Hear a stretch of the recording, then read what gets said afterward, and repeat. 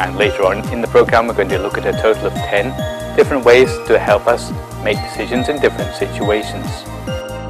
The morning rice is for paying respect to the Lord Buddha, for his Dharma teaching of the ultimate truth of life. The sweetness of roses can bring us back to the peace. And only practice meditation every day will help clear our mind properly. This one is just the same as this one, except this is small.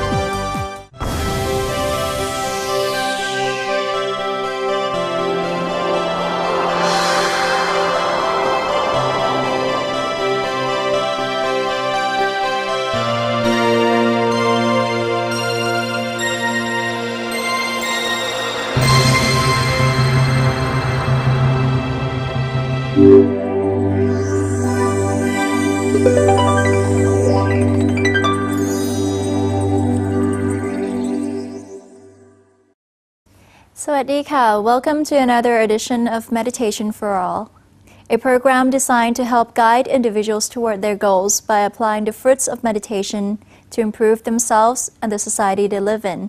I am Sanan Pondotjan and I will be guiding you through the program. We are now halfway through our mini-series on meditation and self-development. I hope that all of you are now adept at using meditation and knowledge from within to bring about the positive changes in yourselves and those around you. This lesson should help strengthen the character that you've built since the very beginning of the mini-series. Venerable Nicholas Thanissaro will be talking about the principles in our decision-making that can keep us from giving in to defilements and show us 10 different ways in which we can make decisions in different situations.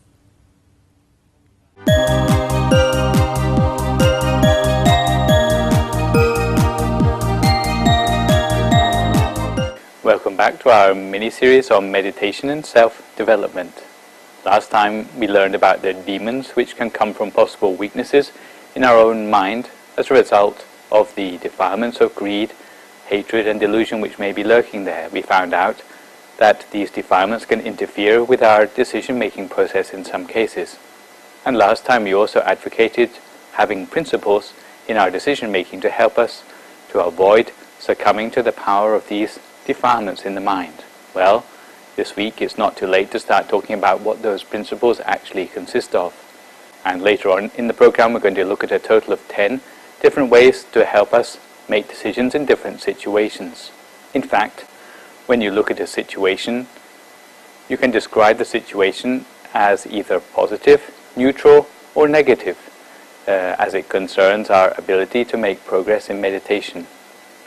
A positive situation would be the sort of thing which generates the richness of mind which will allow us to go further in our meditation. A neutral situation would be one which doesn't affect our meditation either positively or negatively. Maybe it's just a way of using up our time. A negative situation will be the result of a decision which will upset your ability to make progress in meditation at all. Maybe because of negative states of mind which will build up as a result of that particular action. So what we're going to be looking at in this program today is how to measure whether a decision in a situation will give rise to either a negative, neutral or a positive situation as a result of the decision which we might make. Because for any sort of action in the world, there are many ways in which you can describe the nature of that action. Some particular scenarios, we may have a feeling that it may be a good thing to do or a bad thing to do in that situation. But sometimes it's hard to put our finger on exactly why we consider it to be a positive or a negative decision in such a situation. Sometimes if you ask for the principles which people make their decisions on, you get as many answers as there are people. But what we'll try to look at today is a more structured way of decision making, a way by which you can actually plan ahead and have some certainty about the decisions you're making, so that the decisions you make can be ones which are going to supplement and enhance your ability to meditate well.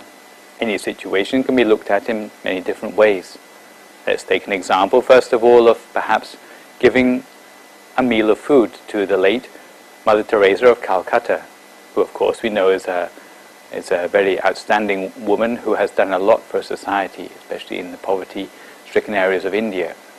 Supposing you were to give Mother Teresa a plate of food.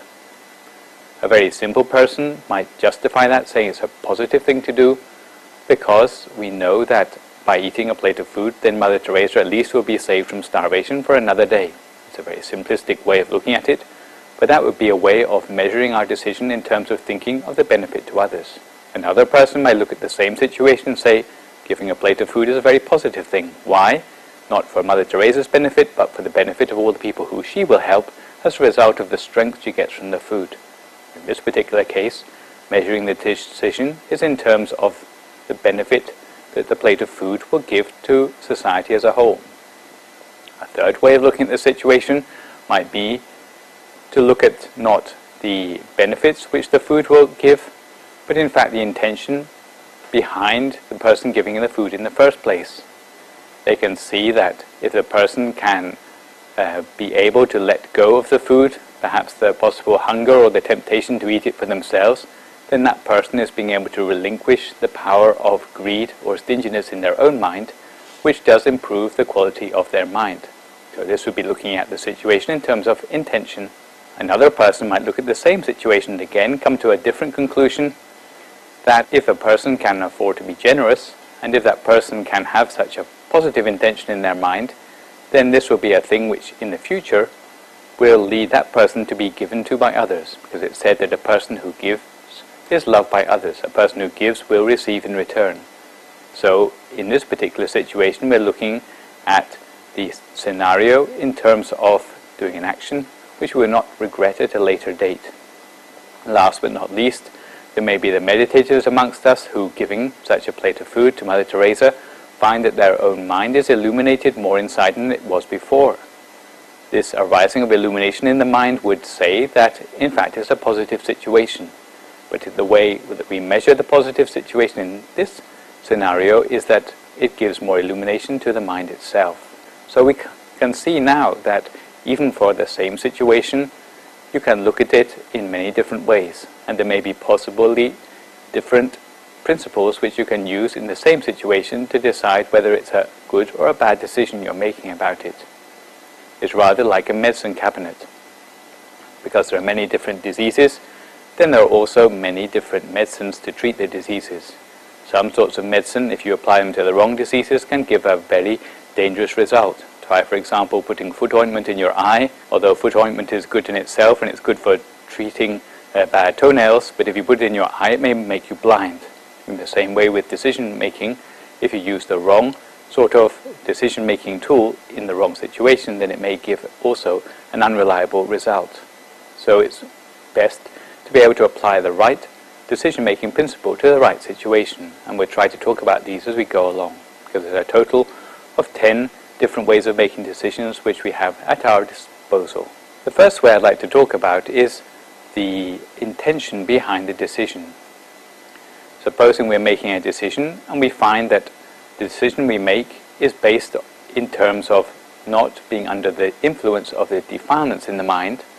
So that means that the decision we make is not based on greed, not based on hatred, and not based on delusion. Then the chances are that that decision will be a good decision. Sometimes our actions may not be clear. Sometimes it's only the intention behind the actions which is apparent to us.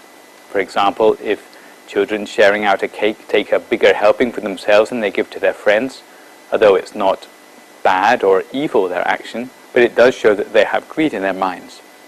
And this would tell us that in fact that those children are making a decision which is unfavorable to their meditation progress. So even the presence of greed, hatred, or delusion in our decision already tells us that it's a bad decision. However, decisions where there is no influence by greed, hatred, or delusion, then the chances are that these sort of decisions are in fact positive, or at the very least neutral decisions. A second way of deciding about a decision is looking at whether it illuminates or darkens our mind. For those of you who by now are regular meditators, will start to see illumination inside yourself, maybe not only when you're meditating, but also during the day with your eyes open, you still have an awareness of the illumination in your mind. If you find that you're about to make a decision and you find that the brightness in your mind starts to disappear, then the chances are that the decision you're about to take is an erroneous one. However, the sort of decisions which you might make which actually add to the illumination in your mind, well, these may be the sort of things you should be doing more often. The third sort of decision-making principle I'd like to talk about is in terms of the outcomes of the decision. You may regret an action at a later date, or you may be happy with an action at a later date. A later date here might mean an hour in the future, a week in the future, maybe tens of years in the future, who knows, maybe even next lifetime. If you have some inkling that in the future you may regret a decision, then this is something which you should avoid at all costs. It helps us to realize that some of the work we do, some of the actions which we do which are difficult in the beginning, things like, for example, doing our revision for our examinations since early in the year, it may be hard work in the beginning, but in the end you will not regret that you've done that work. So this is a good principle to use for this sort of decision making where you are talking about the actions which may give their fruits at a later date, where there is some time lag between the work which we do and seeing the fruits of our labors. A fourth way of making decisions is to measure up our decisions in terms of what we call the 5 precepts. 5 precepts, if you can remember, are 5 actions which take advantages of the weaknesses in ourselves or in others. For example, we know very well that the things which people love the most in the world are their own lives, their possessions, their own spouse, and the love of the truth. We also know that our own mind can be very sensitive to the negative influence of intoxicants, which may cloud the mind or allow us not to use our conscience to the full. So this is why we have 5 precepts as a very clear and very concrete guideline to show that killing other people or animals, stealing, committing adultery, telling lies, or taking alcohol or other intoxicants like drugs or even cigarettes, these can be things which are going to interfere with our quality of mind for sure.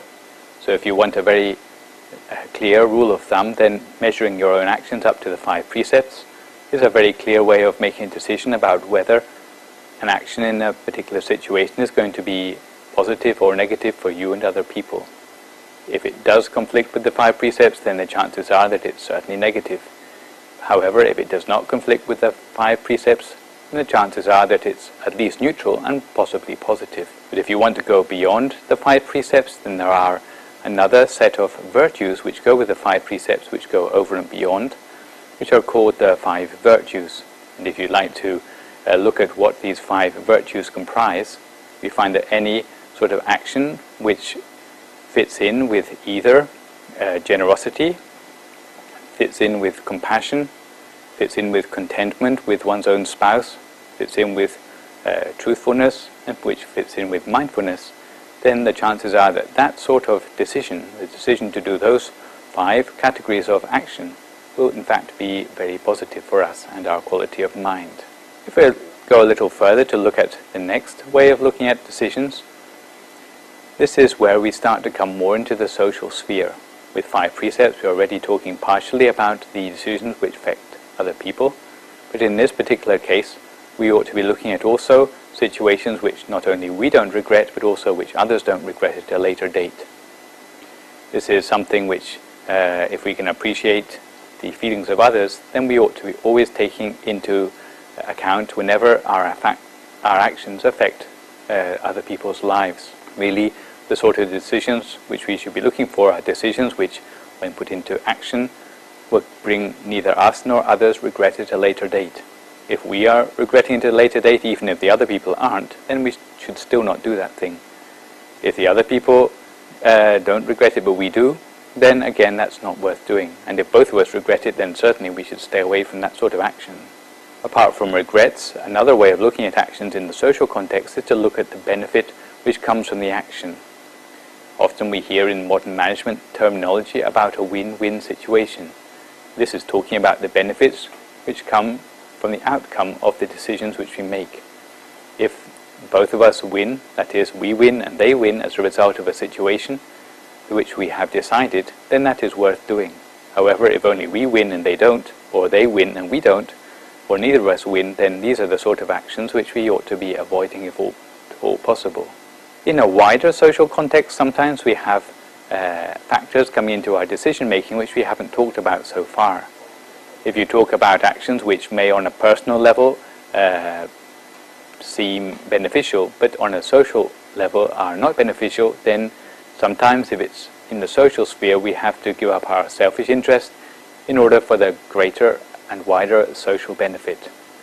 This can take place, for example, when we have to neglect maybe the interests of ourselves or our families in order to do something positive for the wider society. Supposing our society is affected by the plague and the government calls upon volunteers to help out with treating the other people in society so that the plague doesn't spread to us and our family, then we'd be better off to put our time in to help society as a whole rather than locking ourselves up in our house and ignoring the situation. This would be a case in which using our altruism to help society as a whole may be the better thing to do in case that the social situation is a bad one. So sometimes we have to take the social situation into account as well. So far we've talked about 7 different ways of making decisions. In fact, there are more than this, but I'm only going to mention them as headings in passing today. The other decisions which we're talking about are possibly the spiritual decisions in life, which we're going to be talking about in 2 weeks' time with what we call the mention of the Noble Eightfold Path. There are also the factor of not contradicting precepts, virtue, custom, or the law, which can take place in certain situations where it's not clear to us what is right in a social situation. And last but not least, we have the 38 blessings, which is a very long and complex topic, which I don't have time to go into today, but maybe at a later date, which is a very interactive way of looking at whether a decision is positive or not in a situation. Last but not least, some people sometimes ask why we cannot just use the law as a way to decide whether a decision made by a person is positive or negative. Well, as we already mentioned, even intention can sometimes upset our ability to meditate. Even the things we say can sometimes upset our ability to meditate. Usually the law only steps in when it comes to actions which we do against others which has evidence. And sometimes even the law can make mistakes. If we don't have a witness, then it's very hard to prosecute. But what we're talking about in terms of our meditation practice is often actions which are very private, actions which no one else sees us doing, but which can affect the quality of our own mind. So this is why we cannot rely merely upon the law as the guideline which we need when we are making decisions. So today we have run very, very quickly through a total of 10 different guidelines which we can use for making decisions about what is either negative, neutral, or positive in the way it may affect our ability to meditate. Maybe during this week you might like to observe yourself when you are making decisions to see what sort of principles you are using when you come to make decisions about what you're going to do in your life. You may find that your principles are not as clear as you originally thought, in which case you might try using some of the principles we've been talking about today. Next week we're going to be going on to look at the way in which we treat other people, especially relating to the things that we say to other people, to see how these can affect also our potential to be able to make progress in our meditation. So in the meantime, keep up with your meditation and try to be observant about yourself in the week to come, and I'll be seeing you again at the same time next week.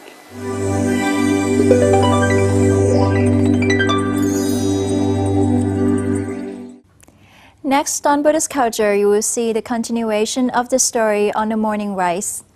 You'll also learn and understand more about the Buddhist nature of giving as the first errand in a day's life, bringing bliss to a new day, and also extending the life of Buddhism.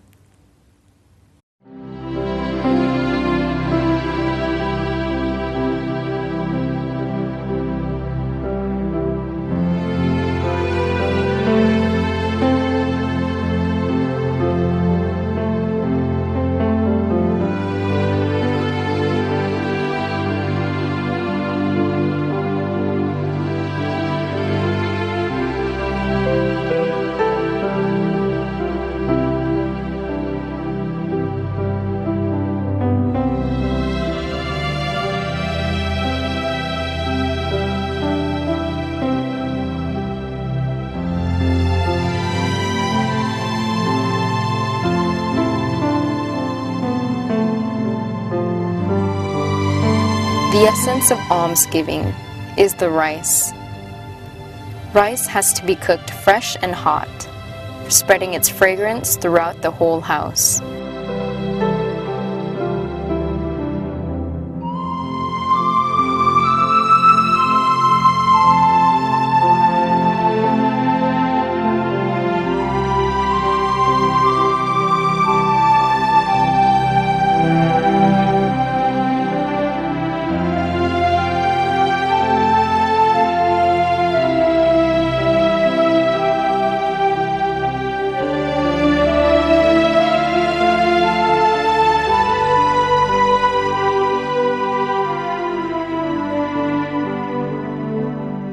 The old rice cooking pot, the fresh cooked rice, for the new morning, for everyone in the house.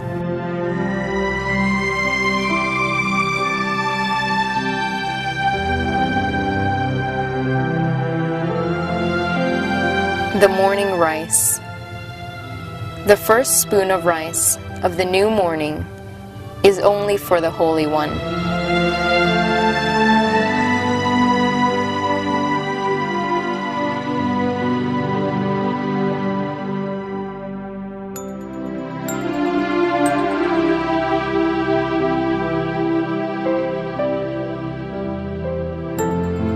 The first spoon of rice that is wholesomely prepared for the monks who come at the new dawn demonstrates the faith of Buddhists who wish to lift Buddhism up as the crown of their own lives.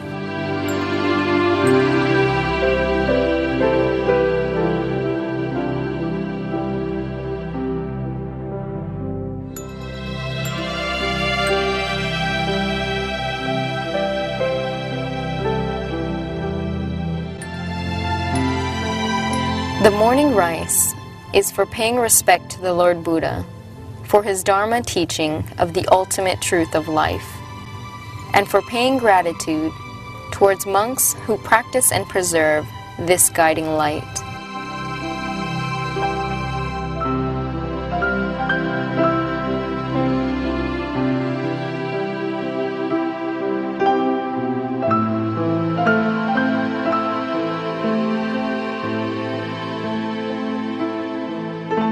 Buddhists consider the offering of alms food to be the first fundamental thing to do each day in order to bring bliss to their new day and to extend the life of Buddhism. The values of this Buddhist culture is comparable to the sunlight that nourishes the life of all beings.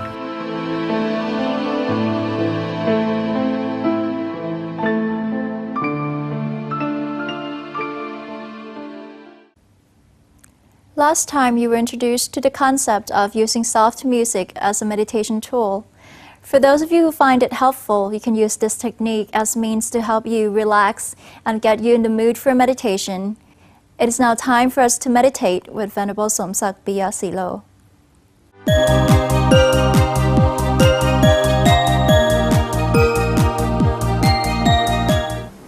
We all see roses together. They are so beautiful, aren't they? This is Meditation for All, Session 5 of Part 2. Welcome everyone to this meditation time. Rose is the queen of all flowers. It has the sweetest qualities in itself. When I see roses, it reminds me of a story of a little girl. One day that little girl was so sad, so she ran out crying into her teacher's home. Her teacher's home has a rose garden on the back. It contained hundreds of roses. They are all beautiful. So the teacher gave her a soft kiss, a sweet kiss, and said, "Come on, my dear, stop crying. I'll show you. Come with me to the rose garden and I'll show you something." So the teacher took the little girl to the rose field, the rose garden, and then show her, "Come on, my dear, roses here are waiting for you. When you cry, the roses also feel so sad with you. Come on, stay. You are now in the middle of hundreds of roses. You are the queen among queens of flowers. See, how can the sweetness of the roses soothe your pain away? Can you guess how can this be done? It's not easy to guess, but then I'll show you." So the teacher asked her to stay in the middle of the roses and then asked her to be part of the roses. Last time we talked about how to dilute stress and tension by absorbing the freshness of the nature. But this time we can soothe the troubles and pain away by turning ourselves to be part of the beauty of the rose, or also to be part like we are the bottle full of the essence of the roses. Now it is about time to meditate. Always remember the beauty and the sweetness of the roses. If you are ready, you find the most comfortable corner in your room. Select the sitting position, also the sitting posture. You can sit on the floor if you like, with or without the support of the cushion or pillow. You may sit on the chair, whatever that you feel most comfortable. You may drink a glass of warm water or fruit juice if you want. That is it. And then take a good deep breath. This is to soothe the mind at the beginning. And gently close the eyes.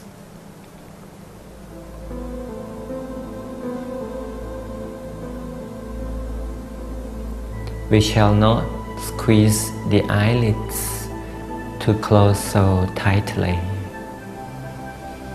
Just relax and let the eyelids just about to be closed.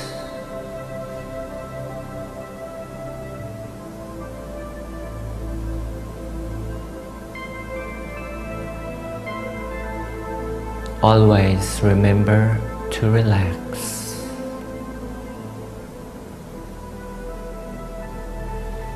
Relax as if we are flooded or we are bathed by the stream of relaxation.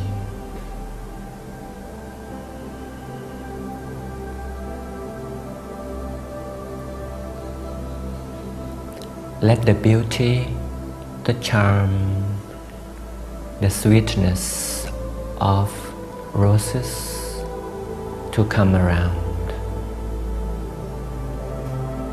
Get surrounded by all the serene beauty, sweetness of roses. Then we can relax even more. Relax amid the beauty of the roses, and let the moment pass by in this tranquility. Stay still without doing anything at the moment.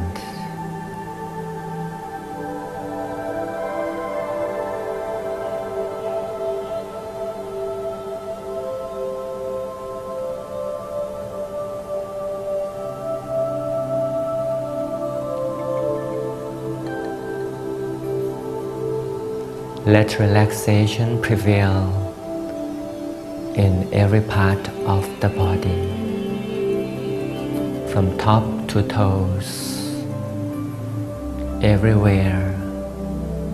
The entire body is getting more and more relaxed. Enjoy the initial stillness of the mind, more or less.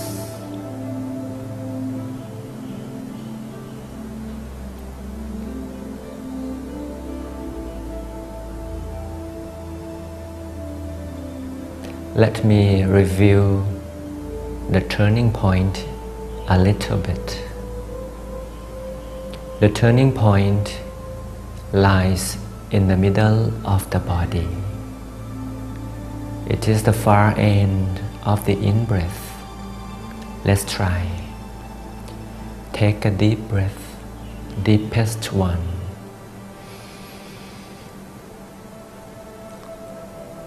The inhale, the wind goes past the lungs, down to the middle of the stomach. The point where the in-breath is about to get turned out. This is a turning point. As we call it again as well, the station of peace. So we are conscious of the existence of the turning point. Allow the mind to get into the center. This center, the turning point, will give you peace. Stay motionlessly at the center point here.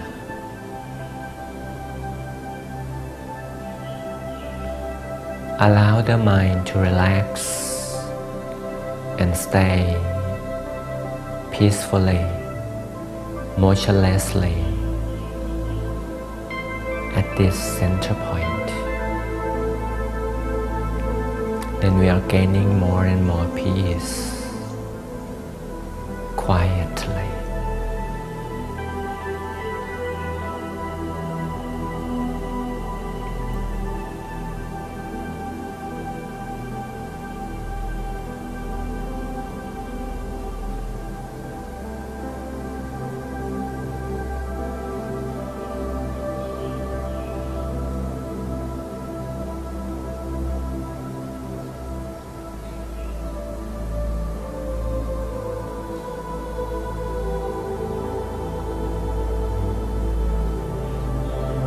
In the teaching of Buddhism, the mind has certain characteristics. It is clear, it is bright, and it is in a sphere form, round as a sphere form. This is the station of peace where the mind belongs to. So welcome the shape of the mind to appear, to turn up here at the turning point. Welcome a crystal ball that is clear, that is so bright as it reflects the light from everywhere. At this turning point, as the mind focuses, a bright crystal ball is floating still at the center point in the middle of the abdomen. Enjoy the appearance and the existence of the crystal ball.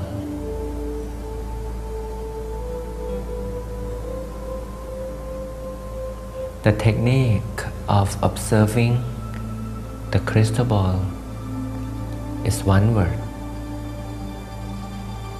The correct technique is to feel it. Feel the existence of the crystal ball. And the opposite one, somebody may do it wrong. They use the force.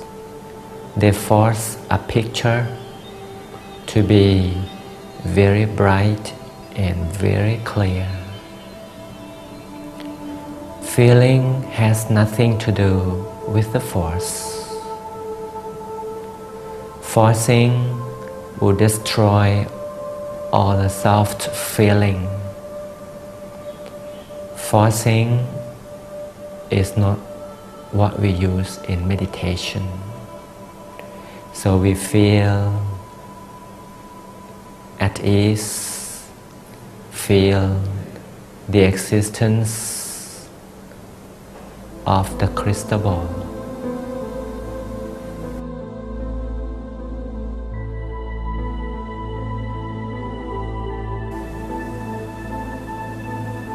Enjoy the feeling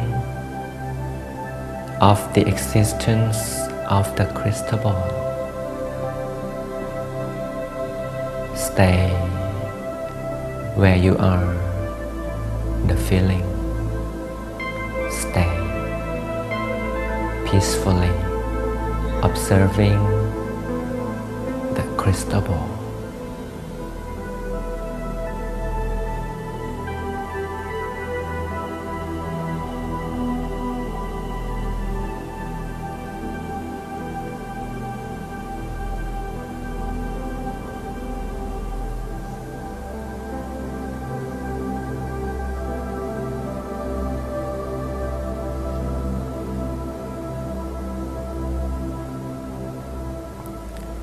Peace is gradually generated from the station of peace. Every time the mind focuses at the station of peace, we gain peace from the inner experience. Amazingly, peace can be shared. Sharing is to give, to expand or radiate the feeling of peacefulness. So the crystal ball contains peace. We expand the size of the crystal ball. So the crystal ball is now growing bigger in diameter, growing, expanding outwards, expanding far and away, expanding endlessly. So we send away good wishes for everyone, every being, every creature. Sharing is giving away peace of mind.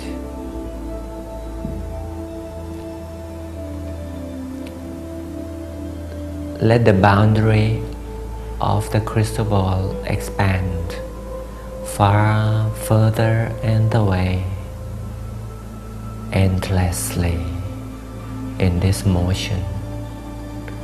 But we stay still in the middle of that big expanding crystal ball. Stay still, even more and more peaceful. Enjoy the brightness if we have enjoy peace that we have.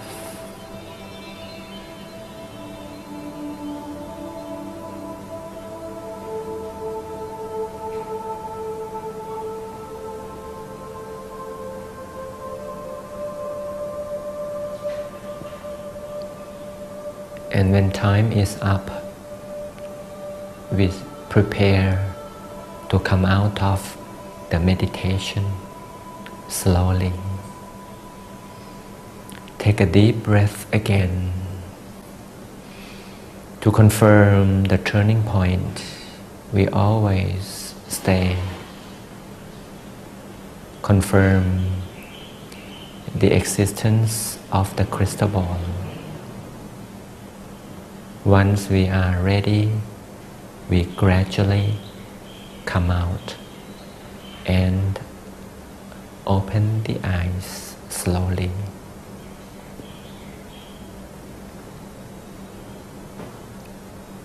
How do you like it? The feeling of sweetness of roses can bring us back to the peace inside easily. Once we gain inner peace, remember to share peace of mind to others, and we can make the world a better place to live together. Until we meet again next time, have a good meditation experience until we meet. สวัสดี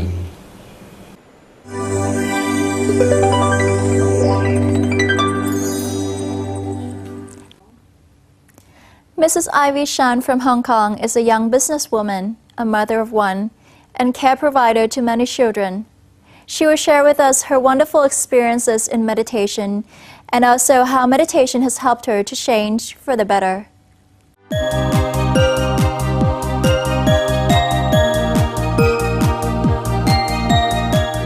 Sawadika.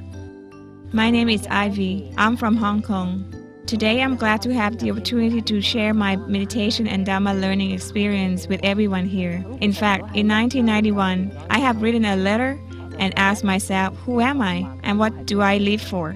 In the subsequent years, I lived my life on my own way, and I didn't know actually what I was doing. Fortunately, in 1999, I had the chance to come to Wat Patthamagaya and learn meditation for the first time. That time I experienced very peaceful feeling within me. The most touching part was I saw a tunnel with a very bright light, and I was so touched that I had tears in my eyes then. Since then, I have continued to come to the temple frequently till now. Actually, during my 20s, I kept telling myself, if I'm not happy, and I shouldn't bear a child. This is because I felt that I wasn't happy. How would I bring happiness for my children? But since then, I've been coming to the temple. It has changed my views and thinking of my life. I have learned what is the real meaning of life and the correct path for my life. Luang Por and Luang Pi have guided me so far. I also started to go to Panawat for meditation retreat and other meditation courses. With these meditation sessions, I became more and more clear of what I'm supposed to do and also how to help the friends around me. Till I met my husband and have a kid. His name is Sacha. After he was born, I really hoped that he could help Luang Por to bring the message, what is the real meaning of life, to other people. Since the birth of my son, I continue on my path of learning Dhamma. Recently, I have been to meditation retreat with a friend, Irene, and we have the opportunity to offer and distribute food and toys to the children in the local native villages. Besides feeling happy to see them, there was another thought that came into my mind. I also start to worry that do their parents know the responsibility to having them, or do they know what is the real meaning of life? If they don't even know, how could they be able to teach their children about it? The mixed feeling of happiness to meet them and the concern for them bother me. As I also know about the law of karma, when I saw them, I have made a wish that their parents should know what is the law of karma, how to educate themselves about the correct way of life. And I believe that in order to know the answer for these questions is to start by learning meditation. This is because when we meditate, we know exactly what we are thinking within us and start to be sure about who we are. Practices of meditation, generosity, keeping precepts are all equally important to us. I believe my life has changed about 80% after learning Dhamma as a Buddhist, and I also start asking my friend along for practice meditation too. I have started up a business with my friends. The reason for doing it is also because of Wat Patthamagaya, so that I could be able to visit Thailand more often. I come to Thailand to purchase some goods and imports to Hong Kong for reselling. I'm lucky that the business is going well for the past 3 years, and the next year we are expecting our business to expand further. I hope I could assist to uphold Dhamma with both efforts and monastic means for the benefit of Hong Kong people. This is because the people in Hong Kong are different from those in Thailand, which Thailand people are born in a country with strong Buddhism cultures, where the people in Hong Kong are not. Most of the Hong Kong people are mainly Christian or free thinker. Some of them even refuse to believe in the law of karma. This is because they don't want to face the reality. For example, how could I believe it simply by what you have said? Where that is something that I haven't physically seen myself. Sometimes I believe many of my friends who are afraid to believe it because they simply want to continue on what they are doing now and choose not to believe it. But I have also started convincing them on the simple Dhamma talk and start a small meditation group and hope that the group could grow gradually. Eventually, all Hong Kong people could believe in the law of karma and also the correct path for their mind. I hope those who are parents should know that this is the real meaning of their life. Whether they have or don't have kids, they should know the correct way of the life and hence be respectful to their own parents. If they have, they should even know better on the correct path of their life and what to teach their children. You may or may not believe the law of karma. What if it is really exists? How are you going to handle it? And the parents should learn the correct ways to educate their children in the future. Especially for the people in Hong Kong, all of you should try to listen to others. From case study, Luang Por mentioned that only 3 types of people can practice meditate: deaf people, insane people, and those who don't meditate. I believe whoever watching DMC channel now are the people who have the merits to practice meditation. I hope that everyone could diligently practice meditation, not because of laziness and given all sorts of excuses. Sometimes actually I'm also unintentionally fall into the trap of laziness too, but I will determine to carry on practice meditation because meditation could help us to maintain the correct path in our mind. I feel that when I have come to the temple for practice meditation, it's the same feeling of having a shower and feel refreshed and see brightness within me. But after I went back to Hong Kong, I would be bothered by all sorts of business and other issues. It causes me to feel that my mind is being polluted, and only practice meditation every day will help clear our mind properly. When we are clear of what we're doing, then we would be able to help others around us. How could you help others when you're not sure of what you're doing? I hope everyone could try meditation, even with or without religious belief. Meditation is also the way to help ourselves in terms of improving our EQ and have a clear view on the path of our life. I also hope to see all of you at Panawat. Sawadee-ka.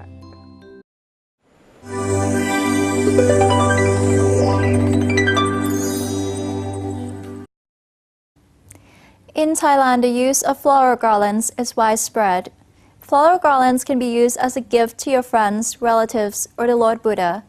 Inspiration and creativity make the process of constructing a garland a pleasurable task, with the byproduct of promoting mindfulness.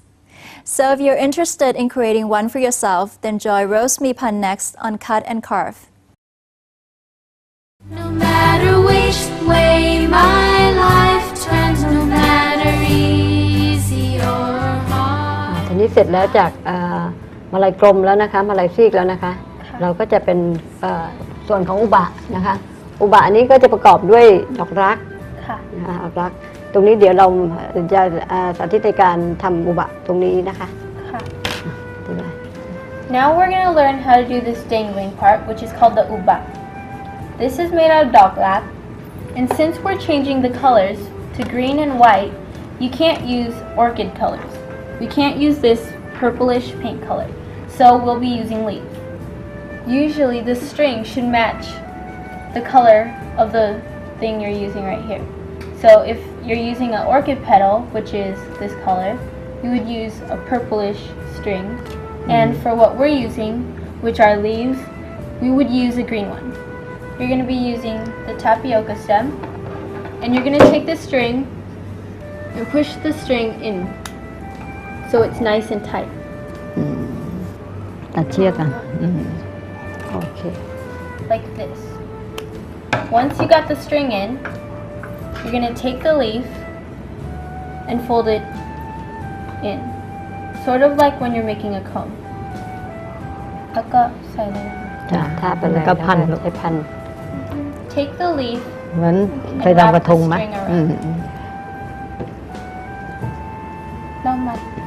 So if you Now don't make a think it's pan. tight enough, you can do it twice or มัน three ก็หมุน times. นะลูกหมุนโอเค So you keep on doing that and put it on the other side. ให้มันปิด ให้มาประกบกันประกบกันคือถ้าจะให้สวยจริงๆนะต้องประกบกันให้สนิทเลยกันเด้งให้ต่อไปนะคะ ใบที่3นะคะตอนแรกเราประกบกันอย่างนี้แล้วเราก็เอาอีกใบหนึ่งใบที่3ก็คือมาไว้ด้านข้างสองข้างนี้สับวาง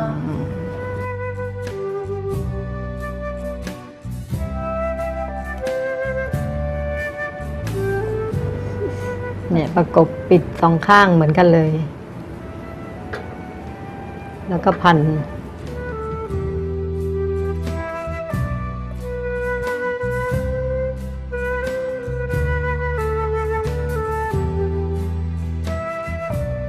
Take the third leaf, just like the first 2 leaves, and close up these 2. So it's like 2 leaves and a third one covering it.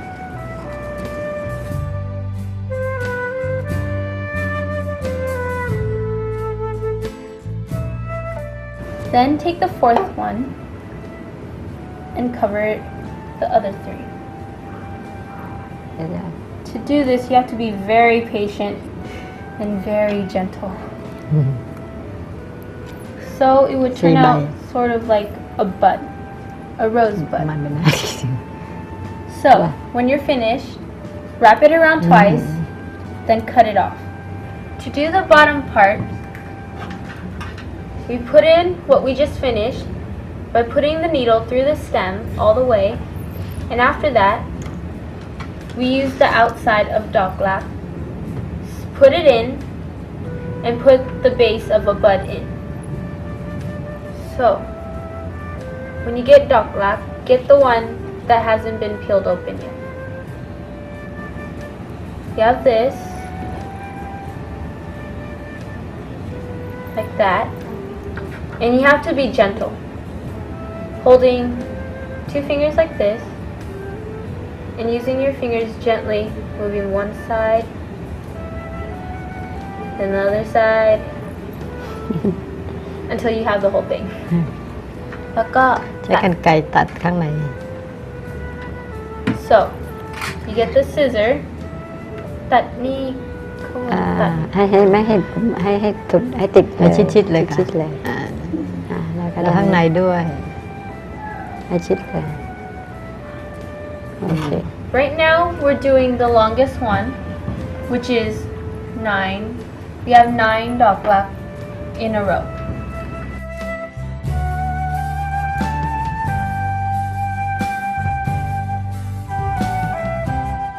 So, you have the longest one first, which is 9, and then you keep on going and make about 5 more strands with 7, and then the last one with 5. So when you put it in, it has to be this way, like an alien spaceship, and it's landing in. At the end of the string, tie a knot. When you pull it down, don't pull it down tightly. You're supposed to let it a little loose so it can relax. นี่กันยาวที่สุดแล้วก็อันที่สองก็ตัวอย่างแค่นี้จบ So ลดทีละ you สอง just repeat doing this over and over again. But this one's the longest, then you do the 7 and then 5. Now that we're finished with the uba, once we're finished, we're going to put it together. There's the circular one, semicircular, the uba, and the mini semicircular. This one is just the same as this one, except this is smaller. ส่วนที่เราจะทำรัดข้อนะคะเราจะใช้กลีบที่เล็กในดอกนี้นะคะก็คือกลีบนี้ค่ะกลีบนี้นะคะเรามาเรียงเท่าๆกันแล้วก็ตัดให้สั้นๆนะแล้วก็มาร้อยเข้าพวงมาลัยนะคะเรียงให้หลายๆอันเลย For the mini semicircle, what we're going to do is we're going to use the small petals, place it all together, แล้วก็ตัดใช่ไหมคะ ค่ะ and ตัด cut it. We're going to cut it about a centimeter, and once you cut it, you can just put it in just like the other semicircle. ค่ะก็ร้อยแบบ3-2นะคะ 3-2 So just like the other สับวาง one, 3, 2, 3, 2, 3, 2. นะไปเรื่อย The amount that you need depends ๆช่วย on เอาแค่นี้พอ uba and the other semicircle. So you have to sort of guess the amount you need. ค่ะก็ทำเป็นตัวอย่างตกลงรัดข้อก็คือเป็นแบบนี้นะคะก็คล้ายๆอย่างเงี้ยนะคะอันนี้ก็ตกลงพวงนี้ก็สมบูรณ์แบบเลยนะคะครบทุกอย่างแล้ว And me, We have now come to the end of our program. Please let us know what you think about Meditation for All by sending your comments and questions to meditationforall@yahoo.com. See you another time. สวัสดีค่ะ